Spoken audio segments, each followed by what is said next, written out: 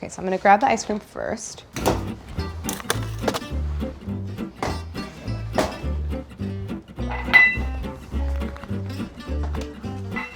Ooh, shrimp butter.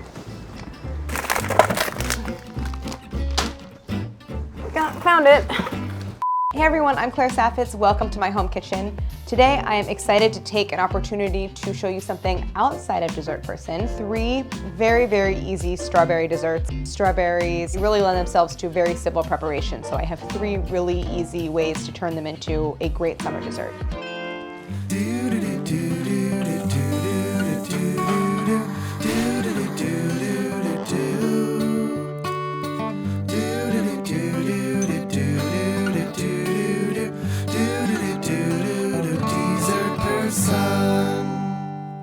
The 3 I'm going to show you, one of them is very classic, but also kind of, I think, little known. It's something called Eton Mess, E-T-O-N, like the boarding school in England where it was invented. And it is a very simple preparation of strawberries, cream, and meringue, all mixed up together and served in a glass. Then there's a little strawberry parfait, sort of inspired by like a strawberry cheesecake. It has a little graham cracker crumble, some whipped mascarpone, and some strawberries. And then the third one is a frozen dessert. It is a strawberry granita with vanilla ice cream and some pistachios, so you make these kind of like little strawberry pistachio sundaes. I'm gonna start with just the basic technique of macerating the berries because it's gonna be used in 2 of the 3. So I wanna show you what that means and how to do it. It's very simple.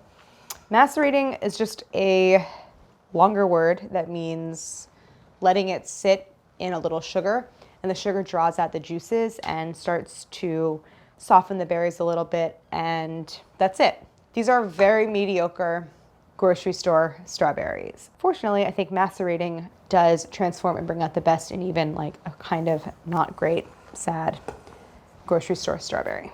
This is called the hull, this little leafy portion of the berry. When you have one that's red all the way through, I just do this and then it's good to go. If they're small, I'll halve them. If they're large, I'll quarter them. So for the amount of sugar for the berries, it's really up to you. The sugar is hygroscopic though, so it will draw out moisture. And as it does that, it will dissolve and you get this beautiful strawberry syrup. And that is a great thing to be able to incorporate into a dessert.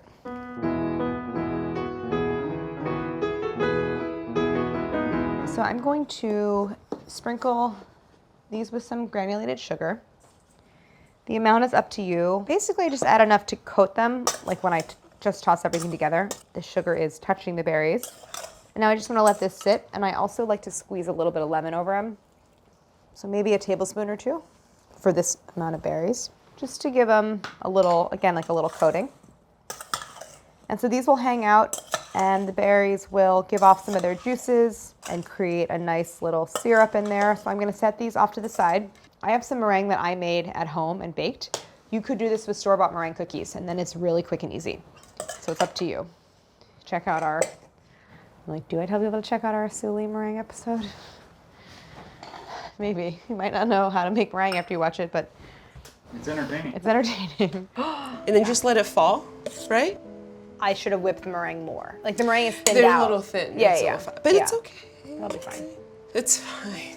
So here are these meringues. They're crisp meringues. So they are crisp all the way through, and that's actually good for Eton Mess. I sweetened the berries. You can see that they're actually already creating this red liquid in the bottom. And so I'm going to whip just unsweetened cream. And that I think will create a dessert that is not cloying and not too sweet overall. So I'm gonna take this cream to soft peaks. Start out slow, and then as you see the cream start to thicken, you can increase the speed.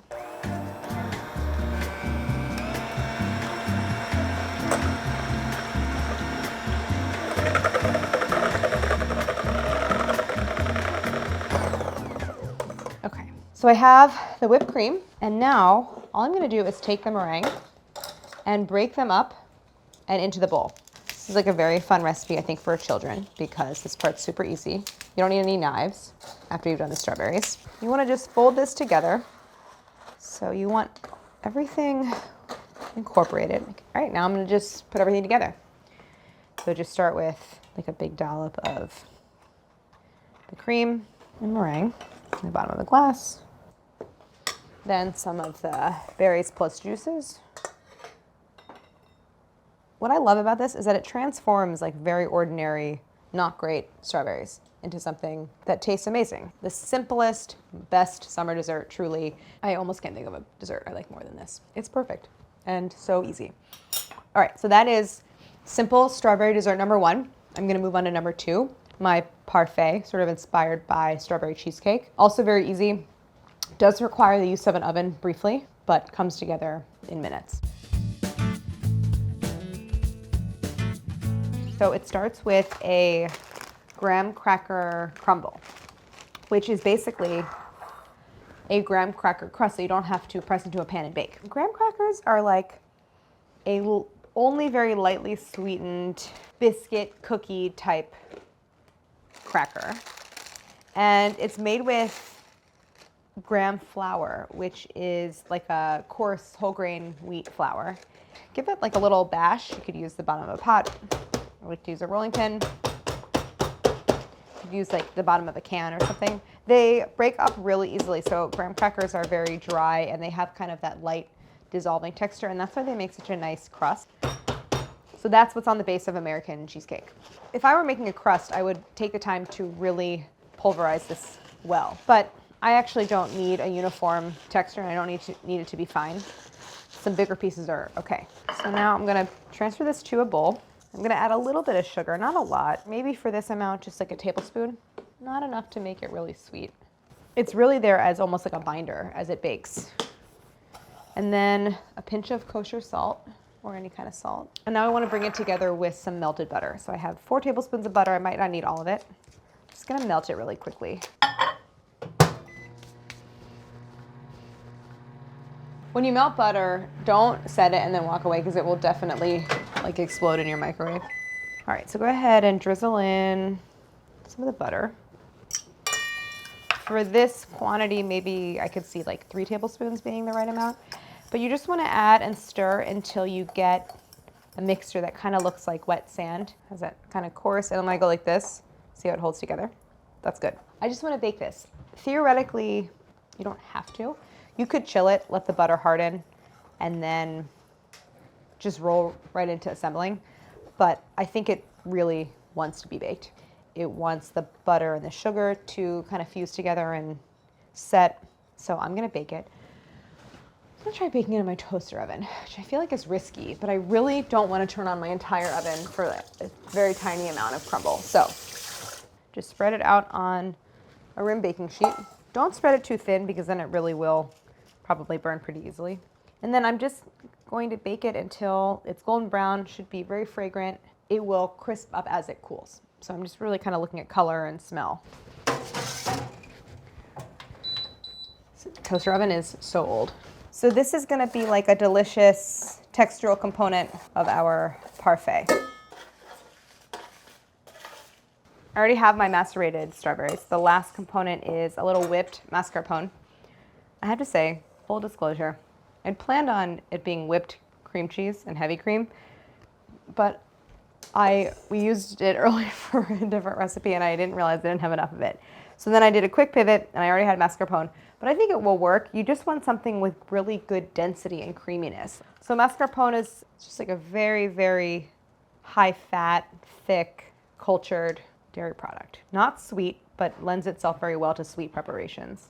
So it's already very thick, but I want to whip it a little bit and I'm going to add a splash of heavy cream. And also I want to sweeten it. So we don't have a ton of sweetness in this dessert so far. We have the crumble, which only has a little bit of sugar. The berries got a little bit of sugar.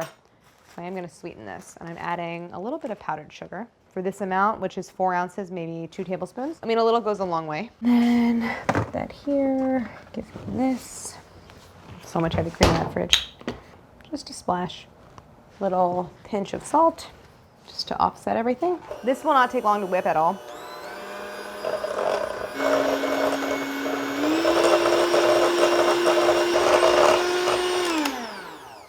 A little bit different in texture than the cream that I whipped for Eton Mess. This is more of like a filling in a sense. So it's like frosting texture. So I think I'm gonna build it the way it would be if it were like in a slice of cheesecake. So the crumble at the bottom. This is cooled off, by the way. You don't really wanna start to build this until this is cooled. You could add almonds to this. Strawberries and almond is like such a good combo. That could change up the texture a little bit.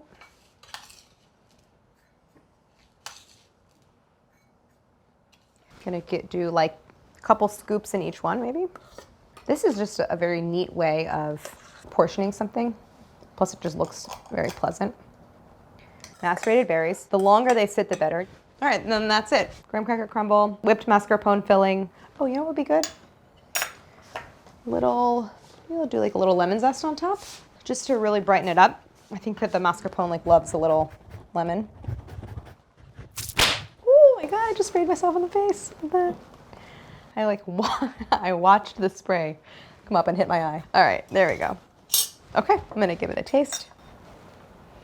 Like I want a little bit of everything, all in one. It's so good. It kind of makes me feel like you don't ever have to like really make a cheesecake. Why not just make this? I didn't even use our cheesecake episode where I made one. Dessert is all about a combination of texture and a balance of flavor. And like this does everything.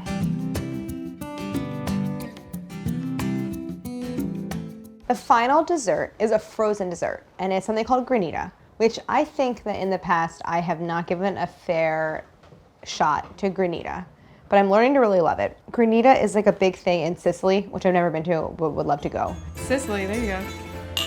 It is kind of like sorbet, but icier. So you let this mixture freeze and you scrape it with a fork and it creates these little icy shards. It's enjoyable, but it's more enjoyable when you add a creamy component to it. So I'm basically gonna make a strawberry granita, serve it with some vanilla ice cream, and I thought I'd put some little candied pistachios on top. Let's start with some sugar, a half cup of granulated sugar, right into a saucepan, plus a half cup water.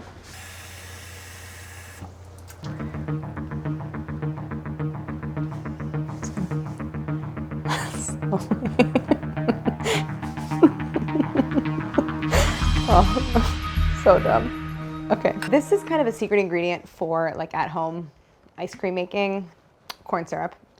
I don't really cook or bake with corn syrup a lot, but I don't think that there's anything inherently wrong with it. I think people sort of vilify it.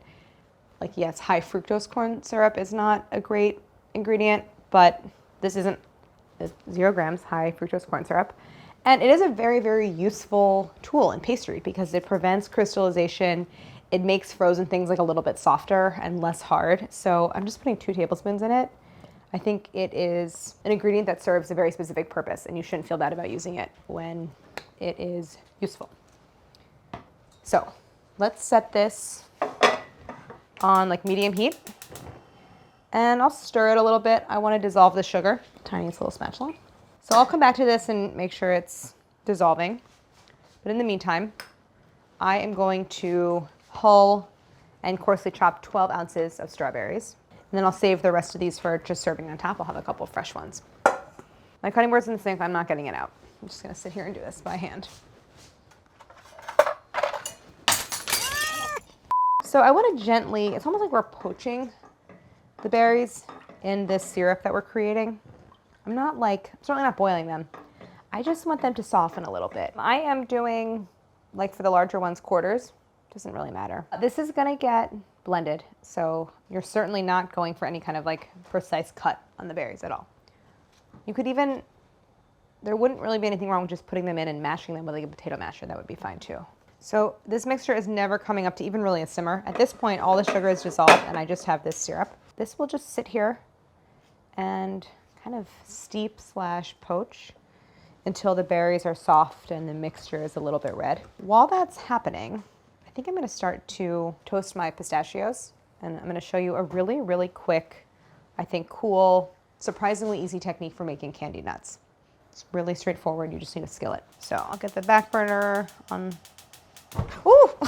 Oh God, sorry, I knew that was gonna happen, that still scared me. Ooh, okay, so I have my granulated sugar right here. I'm gonna start by sprinkling very scant amount of granulated sugar across the surface of the skillet. All I'm doing here is melting the sugar. It's very easy to tell when that happens because the granules start to disappear and turn into this clear liquid. Just gonna sit here until this melts a little bit. The skillet was covered in the sugar granules, and now the dark color of the skillet is coming through, so it's starting to melt. Add the nuts, coat them in that sugar, and they're gonna slowly toast in the skillet as they also candy, so you don't have to pre-toast them. This is not precise. I wanna do, that looks good to me, I think. Probably 1/3 of a cup of nuts. Stir them around, let them pick up that sugar. And as that's happening, go ahead and sprinkle more sugar in. So this process is a process of slowly coating the nuts in melted sugar while they toast in this skillet. So these are done when A, you feel like you've added enough sugar and they're well coated, and B, when they are toasted. So these are gonna be sort of golden brown. And so the last thing that you do to finish this process is, oh, also by the way, my strawberries are done. I'm turning them off. Turn off your heat and then add a bunch of the granulated sugar, and then you get this really delightful, crunchy, sparkly look on the nuts. This is done because the strawberries they've drained some of their color into the syrup, which is now tinted reddish. These are perfectly tender, and I pick one up with a knife, I get no resistance. Now, I'm gonna add a 1/4 cup of my elderflower liqueur. You could steep an herb in here, like add a couple sprigs of tarragon or basil or thyme. That would be really good. Now I'm squeezing in 1/2 of a lemon. It's like 2 tablespoons, just to brighten everything up. So this now needs to get frozen, but first I just buzz it with my hand blender. And that is to break down all the strawberries, that thickens the mixture. This is gonna get really frothy. I like to tilt it so I can keep the hand blender submerged. Be careful because this is hot. Little pieces of strawberry are not bad at all. I actually really like when you get a little piece of a sweet frozen berry. So I'm gonna show you what it looks like because I set this up last night and froze the same thing, and I wanna show you what the frozen one looks like. Apparently mine went in lopsided because it froze at an angle like that. Oops, thank God it didn't spill. That would have been terrible. So you're gonna take your fork and just start scraping across the surface. You can see it's pretty soft from that alcohol. If I churned it, it's basically sorbet. Because I'm scraping it, I think it's Granita. Maybe splitting hairs here, but if I hadn't put that alcohol or that corn syrup in here, it would have a much more shard-like texture. So what you could do is set this up, go ahead and scrape it like this. You could put the scrapings in a container and then back in the freezer, and then it's just ready to serve. I'm gonna give it a taste actually. Ooh. That is so delightful. I think I could use a little more lemon juice actually. You can do the lemon juice to taste. I'll just stick this in here. Ice cream is store-bought because I have a rule that if something from the store is better than the version I can make myself, then buy it from the store. So if you did not put the alcohol in, just keep in mind that you would have something much icier. But this is actually kind of has a creaminess to it or a softness that I feel like I can just scoop in our sundaes. Maybe I'll throw in a couple of slices of strawberries at the bottom. Should I rebrand this as a no churn strawberry sorbet? Might be more of what it is. And just some strawberry. And some of the candied pistachios. These are our little strawberry sundaes. And then that's it. Gonna go in and get some of the ice cream, some of the granita, maybe a pistachio. Yum. The strawberry as a flavor pairs so well with something floral. So you have the elderflower, which is so lovely and bright. And then the vanilla. There's a lot going on here, which I think is why it's appropriate to call it a sundae, because it's you have a ton of different components. Everything is doing something a little different. You get that really toasted flavor from the pistachios plus the crunch. It's really good. This time of year is, I think, the time where I feel the most inspired because we have all the beautiful summer fruit coming into season. And to me, strawberries are at the top of that list of things that I love to turn into dessert. You don't want to make it complicated. You want to keep it simple and really celebrate everything about the strawberry that is great. So thank you for watching, and like and subscribe. Let's turn the AC on. I'm gonna go sit over here and eat these. Cut. Cut. Cut.